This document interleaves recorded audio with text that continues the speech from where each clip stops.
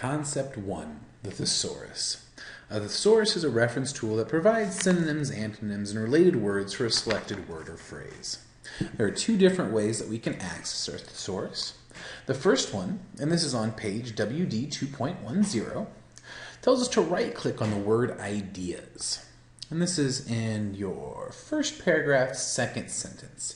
And I'm going to right-click on this, which will open up my context menu, and you'll find that synonyms is in there. If I come to synonyms, of course, synonyms just means words that mean the same thing. I'm going to look for the word thoughts, which is our first one here, and I'm going to click on it. And you'll see that it automatically adds it in. Another way to use our thesaurus is to actually use it. And this time, we're going to click on the word happy, first sentence in the paragraph below the presentation dates, where it says we are happy to offer you a 10% discount. And I'm going to click there. Then I'm going to come up to here to my review tab. And then in my review tab, I'm going to go to the proofing group. It's my first group. And I'm going to select the thesaurus, which will open up a little pane on the side here for me. And you'll see that happy is already the word that's in there because that's the word we have selected. And we're going to come down to please. And the book tells us to click on pleased. However, when we click on it, you'll note that what it does, rather than inserting an N for us, it just makes that our new search. So I'm going to use my little backspace button in the research pane here.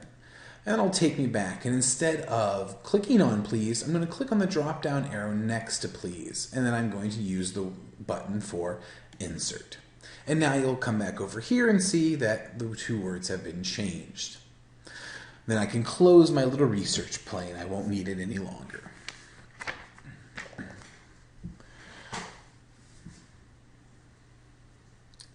Once we have done this, it tells us to move to the top of the document and save what we have done here. And we are going to save as, of course, because we don't want to name it the same thing that it's already named. And we're coming to our desktop here, and that's where I'm going to save mine. And I'm going to save it in a folder, or save it as tour letter 2. And then I'm going to hit save. After I've saved this, while leaving this open, I'm going to come in here and open up another document. So I'm going to open now, and again it should be from our data file, so you may have to go and find them. Lab 2, we're going to pick up Flyer 2 and open that.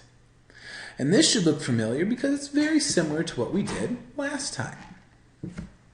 Now we should have two different Word documents open, both Tour Letter 2 and Flyer 2. Now we want to look at both of them right next to each other. So we're going to come up to our View tab here, and we're going to click on our View Side by Side button in the Windows group. And what this will do is make two windows open for us, each with one of the documents that we want. So now we can play with both of them at the same time. And it recommends reducing our zoom to about 75% on each one. And you'll notice I reduce it on one, that it also is reduced in the other, so they keep the same. Once I've done that, I'm going to move to the beginning of the first sentence of the last paragraph on my first document here. And I'm going to click on Window to display the window commands. And if I come up here, you'll see that I have Window, and you can see the commands in here. And what I want to do is turn off synchronous scrolling. So I'm going to click on that. We'll see the button turns off. And what this means is now when I scroll the two documents, I won't scroll them together. I'll scroll them one at a time, as opposed to being able to do both. Once you've done that, we are going to work on copying between two documents. And this is very simple. We're going to click in the Tour Letter 2 here, and we are going to go ahead and go to the very end. And it tells us to use Control-N to get to the end of the document. Then we're going to click over into Flyer 2, and we're going to select the entire document, and I'm going to use Control-A to do that. And then I'm just going to do a simple drag and drop and pull it from one window to the next and drop.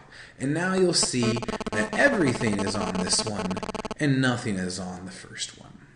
Once I've done that, I can go ahead and close Flyer 2, and I don't need to save the changes.